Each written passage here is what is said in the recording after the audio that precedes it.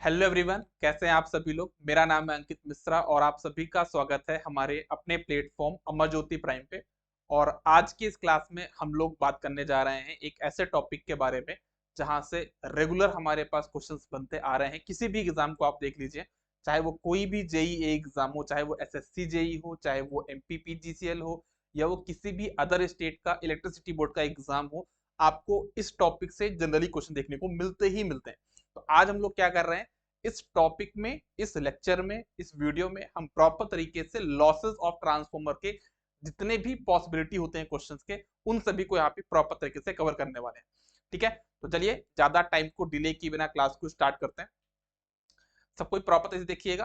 Questions का level almost JEE और ए exam से के रिलेटेड है।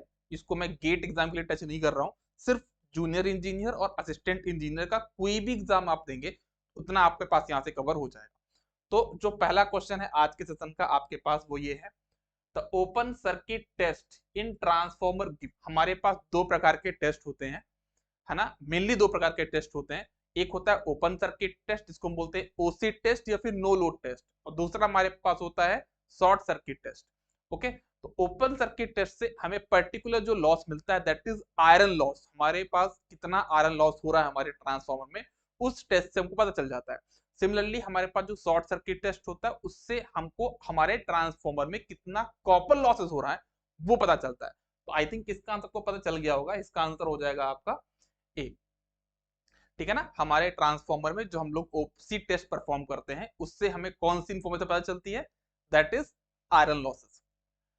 नेक्स्ट क्वेश्चन है, the full load copper loss and iron loss of a transformer are 6400 and 5000 watt. मतलब आपका पीसीयू, पीसीयू मतलब क्या होता है, कॉपर लॉस, वो कितना है, 6400 वॉट। ठीक है ना। और आपके पास यहाँ पे आरएल लॉसेस भी दिया है, पीआई कितना दिया है आपके पास, दैट इज इक्वल टू 5000। अब क्वेश्चन में आगे क्या बोला गया है, बोला गया है the copper loss and iron loss eight half load. मतलब कि लोड, फुल लोड में आपको लॉसेस दिए हुई हैं, हाफ लोड में लॉसेस कितना होगा। तो एक सबसे इंपॉर्टेंट बात जो आपको ध्यान में रखनी है कि हमारे ट्रांसफॉर्मर में, ठीक है ना, आयरन लॉस, चाहे फुल लोड की बात करें, चाहे हाफ लोड की बात करें, चाहे कितने भी लोड की बात करें, हमारा आयरन लॉस कभी भी चेंज नहीं होता है। वो हमेशा लोड से इंडिपेंडेंट है कि लोड कितना है, तो उसमें वैल्यू चेंज नहीं होगी। तो हम यहाँ से बोल सकते हैं कि आयरन लॉस हमारा कांस्टेंट होता है। तो अगर हमारा आयरन लॉस 5000 वॉट है फुल लोड पे, तो हाफ लोड पे कितना होगा, ये आपका हाफ लोड पे कितना होगा, ये अभी भी कितना होगा आपके पास, 5000 वॉट होगा। रही बात कॉपर लॉस की, तो कॉपर लॉस में कैसे निकालोगे हाफ लोड पे, तो इसका जो सिंपल सा फॉर्मूला सभी को पता होगा, वो क्या करते हैं, 1/2 हाफ लोड के निकालना है, तो 1/2 का square into full load copper loss कितना, 6400।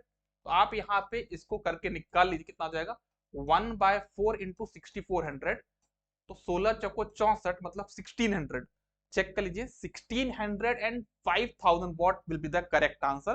तो इसका जो करेक्ट आंसर होगा आपका, that will B D. I think सबको क्लियर हो गया होगा, है ना। तो ऐसे आपको इस प्रकार के क्वेश्चन से आपको ये समझ में आया कि अगर हमको कोई भी क्वेश्चन है, अगर हमको ये बोला गया है कि फुल लोड में हमारे आयरन लॉस कितने हैं, कॉपर लॉस कितने हैं, तो हम लोग यहाँ पे हाफ लोड बता सकते हैं।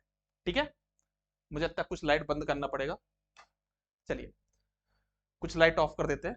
चलो, तो इसका आंसर हो जाएगा हमारे पास, हम लोग सॉल्व कर चुके हैं। नेक्स्ट क्वेश्चन में मूव कर रहे हैं, the efficiency of ordinary transformer is maximum. हमारे पास जो ऑर्डिनरी ट्रांसफॉर्मर है, उसकी इफिशियंसी कब ज्यादा होती है, जब हमारे पास full load copper losses are equal to the iron losses. तो हमारा करेक्ट आंसर हो जाएगा सी। ठीक है ना। हमारे ऑर्डिनरी ट्रांसफॉर्मर में, ऑर्डिनरी मतलब कि पावर ट्रांसफर की बात कर रहे हैं, ऑर्डिनरी ट्रांसफॉर्मर में हमारे पास मैक्सिमम इफिशियंसी की जो कंडीशन है वो यही है, full load copper loss should be equal to iron losses. Next question है, in transformer bushing failure occurs due to. Bushing होता है क्या है, आप समझिए कि हमारा जो ट्रांसफॉर्मर है, हमारे पास एक ट्रांसफॉर्मर का मेन टैंक है, जहां पे हमारे पास ट्रांसफॉर्मर रखा हुआ है ना। यहाँ पे प्राइमरी होगी, यहाँ पे सेकेंडरी होगी। हमको इन वायर्स को बाहर लेके जाना है, ठीक है ना। तो इससे यहाँ से बाहर लेके जाएंगे, तो जिस मीडियम पे थ्रू लेके जाते हैं उसको हम बोलते हैं बुशिंग। ठीक है ना।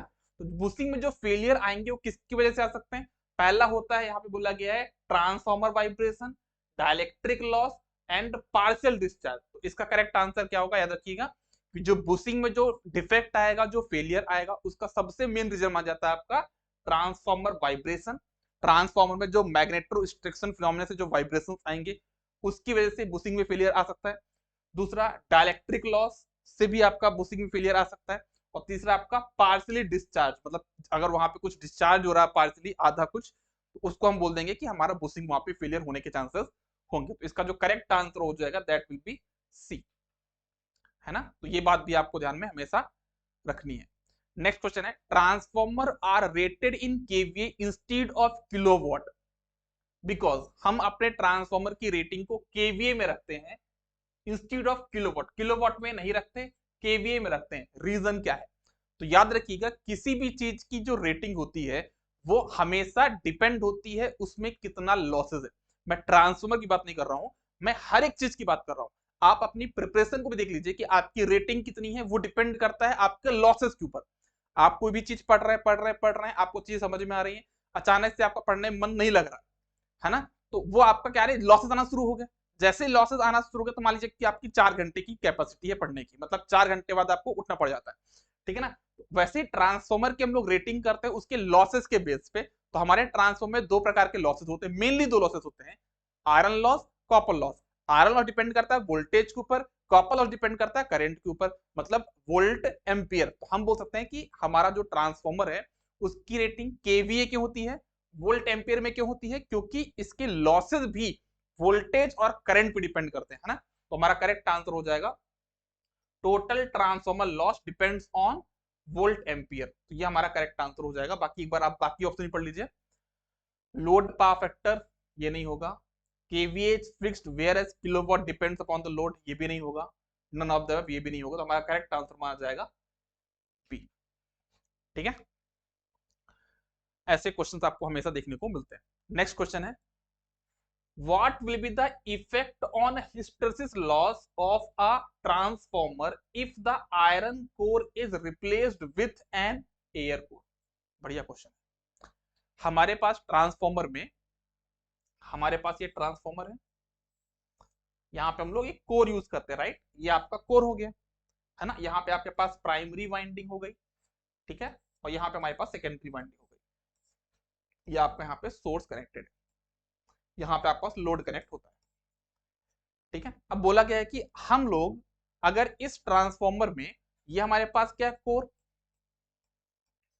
ठीक है, अगर मैं इस कोर को हटा दूं और किससे बना दूं मैं इस कोर को, इसको बना दूं मैं एयर कोर का, तब मेरे पास हिस्टेरेसिस मतलब पीएच लॉस क्या होगा, पीएच क्या होगा। आप ध्यान रखना कि ये जो पीएच हिस्टेरेसिस लॉस है ये मेनली किसकी वजह से होता है, आपका बीएच कर्व की वजह से होता है। तो अगर आपको पता हो कि एयर कोर के केस में जो हमारा जो बीएच कर्व होता है वो कैसा होता है, लीनियर होता है। मतलब अगर लीनियर है तो हमारा जो हिस्टेरेसिस लॉस होगा क्या हो जाएगा, अचानक से जीरो हो जाएगा। तो हमारा करेक्ट आंसर हो जाएगा it will reduce to zero.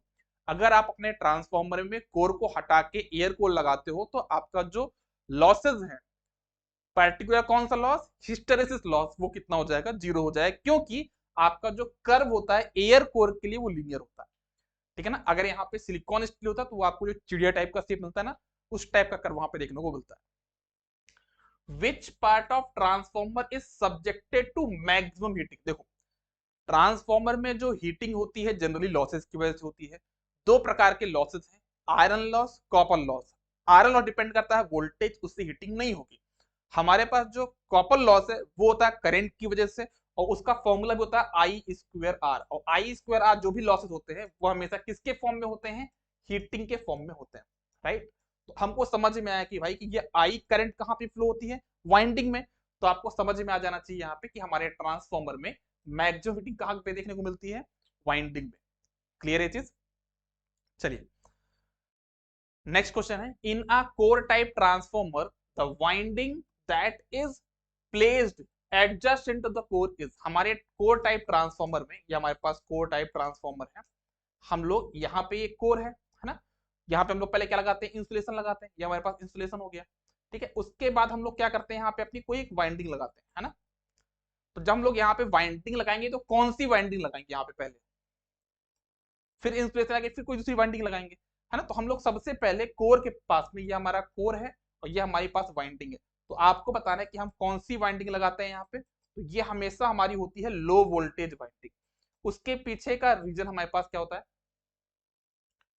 उसके पीछे का जो मेन रीजन है लो वोल्टेज वाइंडिंग, जिससे हमको 3 एडवांटेज मिलेंगे। पहली चीज तो ये, अगर आपने यहाँ पे लो वोल्टेज वाइंडिंग रखा है तो उससे इंसुलेशन की रिक्वायरमेंट क्या होगी, कम होगी। तो पहला काम तो हो गया कि भाई यहाँ पे जो इंसुलेशन आप लगा रहे हो ना, तो इंसुलेशन की रिक्वायरमेंट कम होगी, जिससे आपका कॉपर लॉस क्या हो जाएगा, आपका मतलब जो आपका इंसुलेशन का जो कॉस्ट है वो कम हो जाएगा। ठीक है ना, पहली चीज हो गई। दूसरी चीज ये कि अगर आप लो वोल्टेज को यहाँ पे रख रहे हो तो हाई वोल्टेज आपको बाहर रखना पड़ेगा, राइट। तो अगर आप हाई वोल्टेज आप यहाँ पे बाहर रख रहे हो तो आप जो टैपिंग लगाते हो ना ट्रांसफॉर्मर्स में, वो हमेशा हाई वोल्टेज पे लगाते हो। तो हाई वोल्टेज वाइंडिंग अगर बाहर है तो उसमें टैपिंग लगाने में ईजी होगा। तो ये एक एडवांटेज है। तो हमारा आंसर क्या हो कि हम कौन सी वाइंडिंग को कोर के पास लगाते हैं, तो हमारा आंसर हो जाएगा A, that will be low voltage winding. ठीक है ना, हम लो वोल्टेज वाइंडिंग को कोर के पास में लगाते हैं in a core type core. Next question है, the full load copper loss of a transformer is 1600 watt, at half load the copper loss will be. थोड़ी देर पहले मैंने ऐसा कुछ क्वेश्चन आपको सॉल्व कराया था, आप इसको एक बार फिर से देख लीजिए। क्या हो जाएगा, 1/2 हाफ लोड की निकाला तो 1/2 का square into full load copper loss कितना 1600, कितना हो जाएगा 1/4 गुणा 1600, कितना हो जाएगा 400। तो आपका करेक्ट आंसर हो जाएगा ए, है ना। तो इसका आंसर हो जाएगा आपका ए। इस प्रकार के क्वेश्चन बहुत सारे एग्जाम में देखने को मिलते हैं। नेक्स्ट क्वेश्चन है, a transformer having 800 what iron loss, कितना आपका आयरन लॉस है, has it maximum efficiency at full load. Okay, मतलब आपको पीआई दिया हुआ कितना, दैट इज इक्वल्स टू 800, और maximum efficiency at full load, the copper loss eight half load will be. आपको पता है मैक्सिमम इफिशियंसी के केस में, मैक्सिमम इफिशियंसी के केस में आपके पास यहाँ पे क्या होता है, आपके पास फुल लोड कॉपर लॉस आपका किसके बराबर, पीआई के बराबर होता है। तो अगर पीआई आपका 800 तो आपका फुल लोड कॉपर लॉस कितना होगा 800, इतना तो क्लियर हो गया। लेकिन क्वेश्चन में आपसे पूछा गया है एट हाफ लोड कितना होगा, तो आपको फुल लोड कॉपर लॉस पता चल गया, हाफ लोड कितना होगा, तो 1/2 का square into full load copper loss 800। तो 1/4 गुणा 800 कितना आ जाएगा 200। तो आपका करेक्ट आंसर हो जाएगा यहाँ पे डी। बड़ा ही सिंपल क्वेश्चन था, है ना। ऐसे बहुत क्वेश्चन घुमा फिरा के एग्जाम में पूछे जाते हैं, आप लोग प्रिपेयर रहिएगा। नेक्स्ट क्वेश्चन है, the if the frequency of impressed voltage of an transformer is increased keeping its magnitude constant, its core loss will be. ये एक अच्छा क्वेश्चन है। आपसे क्वेश्चन में बोला गया है कि आपके पास जो ट्रांसफॉर्मर है ना, ये आपके पास यहाँ पे ट्रांसफॉर्मर है, यस और नो, यस। यहाँ पे आप देते हैं सप्लाई, यहाँ पे आप देते हैं सप्लाई, सप्लाई में आप कुछ वोल्टेज देंगे। मान लो आपके पास यहाँ पे सप्लाई है, सप्लाई में दो पैरामीटर हमारे पास होते हैं, एक होता है वोल्टेज कॉमा फ्रीक्वेंसी। तो आप यहाँ पे फ्रीक्वेंसी को क्या कर रहे हो, इंक्रीज कर रहे हो। तो आपने फ्रीक्वेंसी को इंक्रीज किया, बट आपने ध्यान दिया कि आपका वोल्टेज का जो मैग्नीट्यूड है वो क्या है, कांस्टेंट। मतलब वोल्टेज आपके पास यहाँ पे क्या है, कांस्टेंट। तो आपके पास यहाँ पे आपके पास कोर लॉस क्या होगा। कोर लॉस को अगर हम बात करें, दो प्रकार के कोर लॉस डिवाइड होते हैं, एक होता है पीएच, एक होता है हमारे पास यहाँ पे पीई, मतलब हिस्टेरिसिस लॉस और एडी करंट लॉस। ठीक है, तो पहला ऑप्शन है increases, decreases, no changes, depends upon the design of transformer. एक बार हम इसको प्रॉपर समझते हैं। देखो, अगर आप ध्यान देखो, वोल्टेज को कांस्टेंट रखा गया है, फ्रीक्वेंसी को इंक्रीज किया गया है, दैट मींस हम यहाँ पे बोल सकते हैं कि हमारा V/F का जो रेशियो है वो कांस्टेंट है क्या, दैट इज नॉट कांस्टेंट। अगर V/F का रेशियो कांस्टेंट नहीं है, आप देख सकते हो कि वोल्टेज को कांस्टेंट रखा, फ्रीक्वेंसी को इंक्रीज कर रहे हैं, तो V/F आपका यहाँ पे क्या हो गया, चेंज हो गया, वो कांस्टेंट यहाँ पे नहीं है।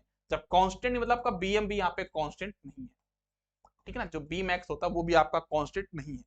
अब आप देखोगे तो आपका जो PH होता है, हिस्टेरिसिस लॉस होता है, वो आपके पास क्या होता है, दैट इज इक्वल टू, आपके पास होता है B इज प्रोपोर्शनल होता है किसके, BM की पावर 1.6 इंटू F, है ना, ये होता है। और दूसरा आपका होता है PE, that is equal to, that is proportional to BM square F square. ठीक है ना। अब आप यहाँ पे देख सकते हो कि जो एडी करंट लॉस है, अगर यहाँ पे V बाय एफ पुट करोगे तो क्या हो जाएगा, V square F square F square, तो एफ से एफ कैंसिल हो गया, है ना। मतलब आपका जो पीई है, एक तरीके से बात करें तो V बाय एफ रेशियो जब कांस्टेंट नहीं होगा तो वो आपका किसके ऊपर डिपेंड नहीं है, फ्रीक्वेंसी को डिपेंड नहीं है। मतलब आपका जो पीई है वो आपका फ्रीक्वेंसी पे डिपेंड यहाँ पे नहीं है। मतलब ये जो पीई है वो तो कांस्टेंट रहेगा, ये आपके पास यहाँ पे क्या रहेगा, कांस्टेंट, इसमें चेंजेस आपको देखने को नहीं मिलेंगे। बट अगर हम बात करें पीएच के बारे में तो ये क्या हो जाएगा, V की पावर 1.6 अपॉन F की पावर 1.6 इंटू एफ, तो ये ऊपर जाए क्या हो जाएगा आपके पास ये 0.6। तो हम लोग यहाँ पे बोल सकते हैं कि अगर आप लोग फ्रीक्वेंसी को बढ़ा रहे हो तो आपका जो कोर लॉस है वो डिक्रीज होगा, राइट। तो आपके पास यहाँ पे जो कोर लॉस होगा वो क्या होगा, डिक्रीज होगा, क्योंकि पीई है वो तो कुछ नहीं हो रहा, लेकिन ये आपका डिक्रीज होगा, तो ओवर लॉस हमारे पास क्या होगा, डिक्रीज होगा, राइट। तो हमारा करेक्ट आंसर हो जाएगा बी। तो ये चीज आपको हमेशा ध्यान में रखनी है। Generally the no load losses of an electrical machine is represented in its equivalent circuit by, हमारे पास जो ट्रांसफॉर्मर में नो लोड पे जो हमारे पास लॉसेस होंगे उसको हम किससे इंडिकेट करते हैं।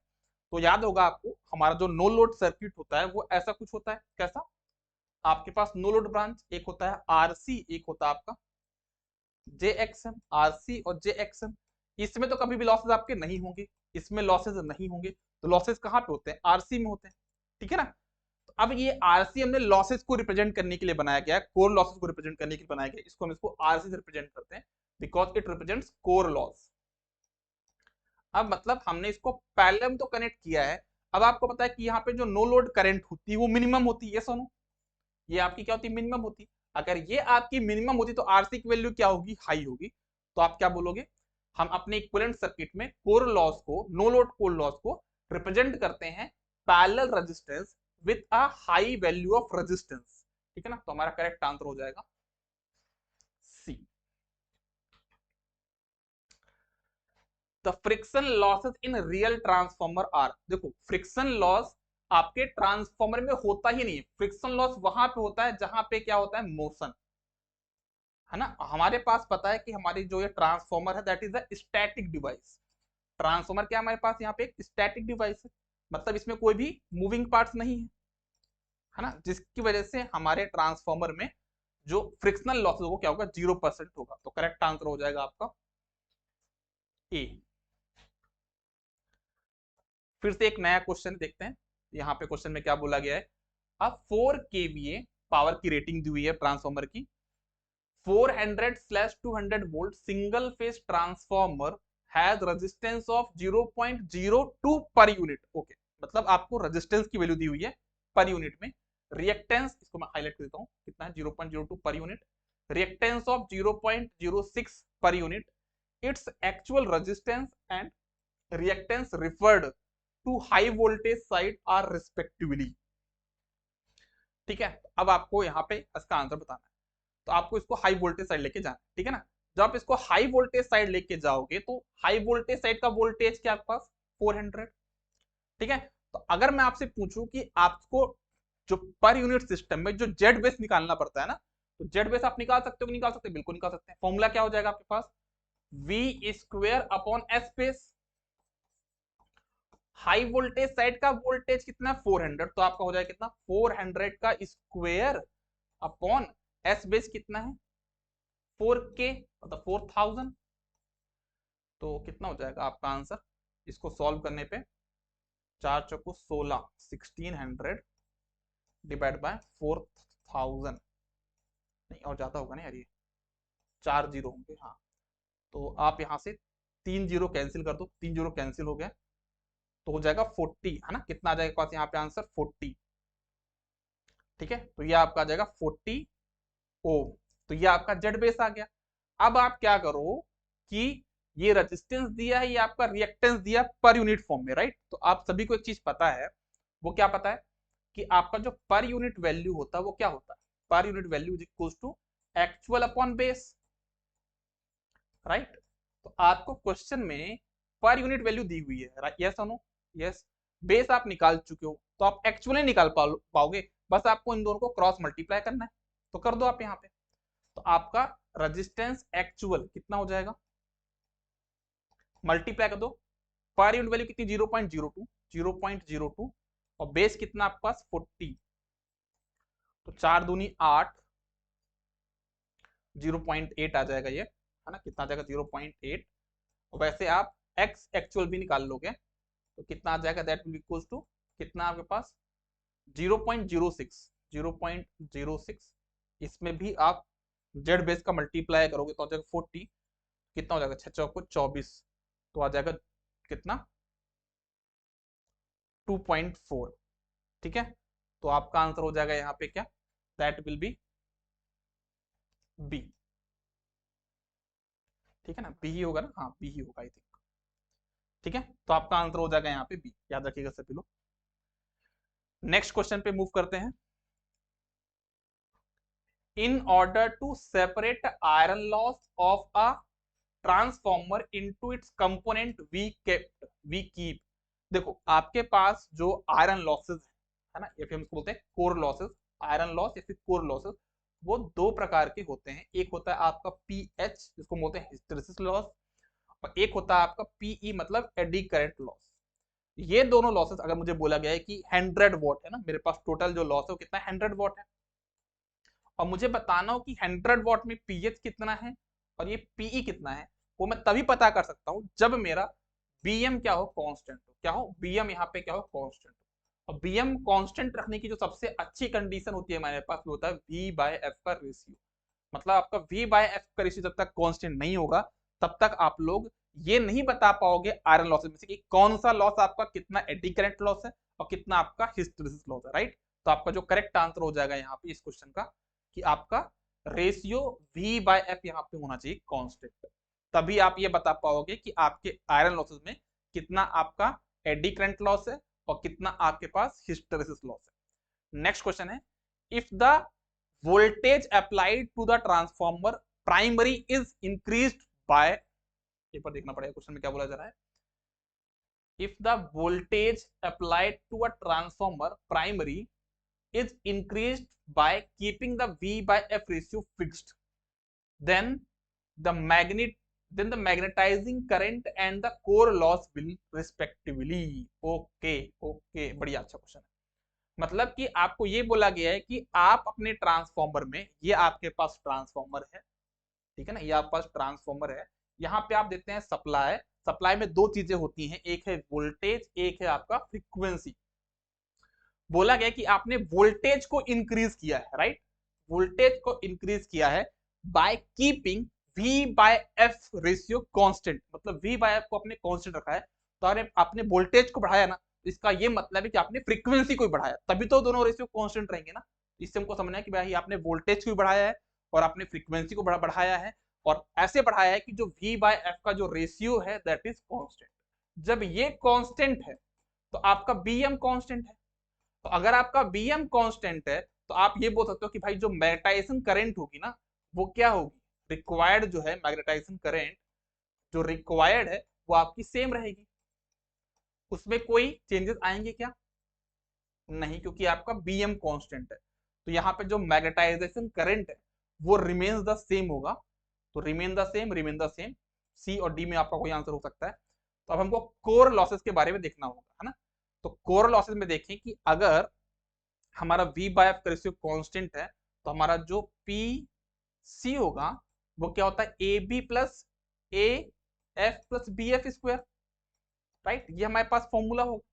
अगर ये फॉर्मूला, तो अगर फ्रीक्वेंसी हमारी बढ़ रही है, राइट, अगर हमारी फ्रीक्वेंसी बढ़ रही है दैट मीन्स हमारा पीसी भी बढ़ेगा, दैट मीन्स हमारा कोर लॉस भी इंक्रीज होगा। तो आपका आंसर हो जाएगा यहाँ पे D.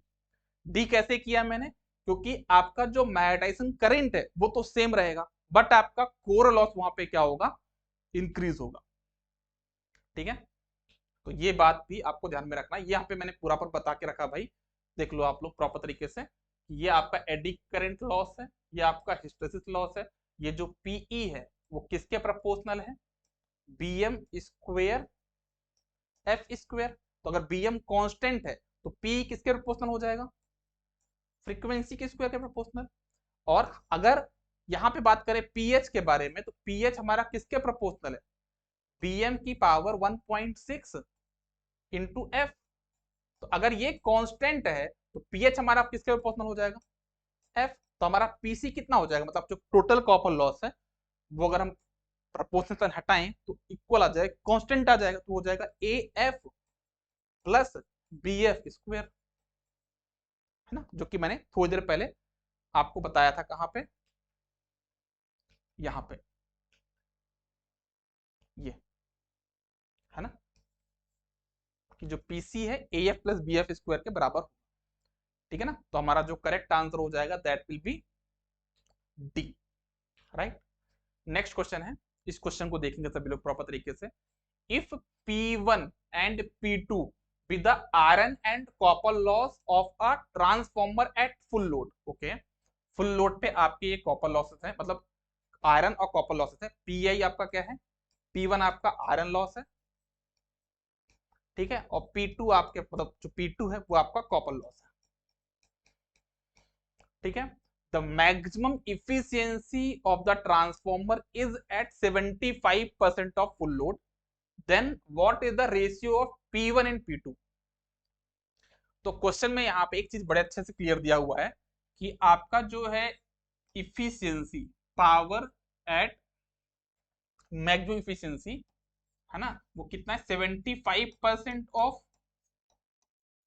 Full load, if power of full load, ठीक है ना, एक चीज ये दी गई है। और आपको ये पता है कि हमारा P at efficiency at P max, मतलब P मैक्स की जो आपका कंडीशन होता है वो क्या होता है, आपका P full load into under root of iron loss upon copper loss, P1 upon P2। तो अगर आप इसको इक्वल करोगे तो यहाँ पे कितना हो जाएगा, 75, है ना, अपॉन में 100 परसेंटेज है, equals to under root of P1 plus P2। तो ये हो जाएगा कितना आपका 3/4। तो जब अंडर रूट हटाओगे तो कितना हो जाएगा, 9/16, है ना, 9/16। कौन सा ऑप्शन होगा, कुछ गड़बड़ तो नहीं ना, 9/16 तो होगा ना, 3/4 सही है ये, हाँ 9/16, ए ऑप्शन, ठीक है। तो आपका जो करेक्ट आंसर होगा दैट विल बी ए।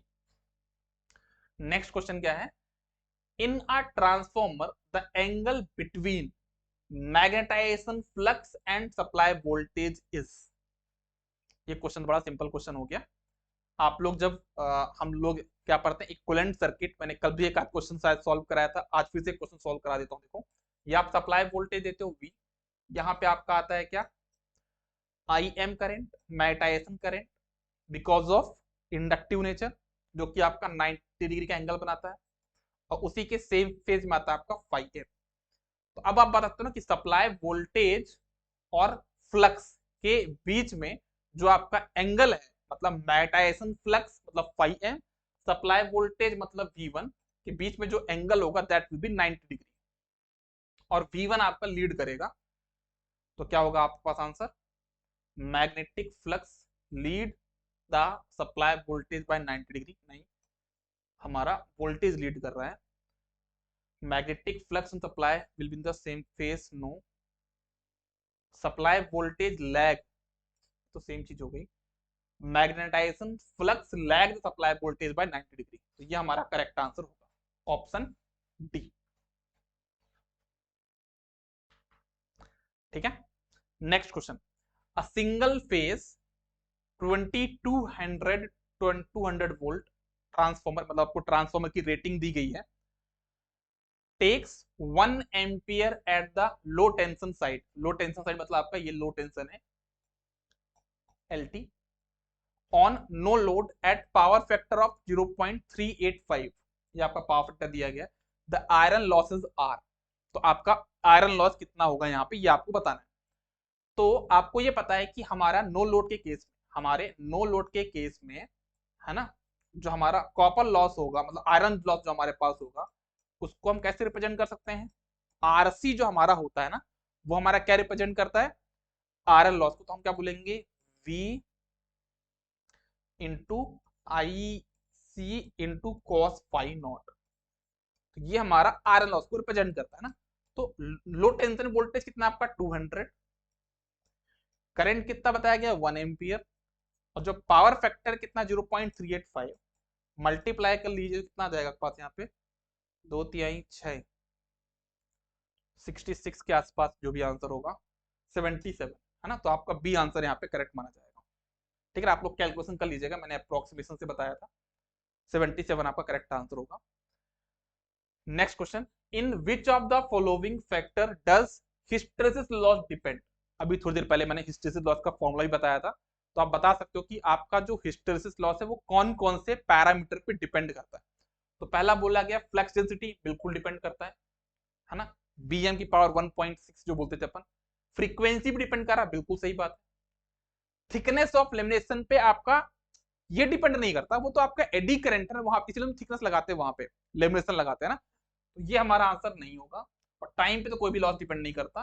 तो हमारा करेक्ट आंसर हो जाएगा first and second, that will be answer B. B will be the correct answer.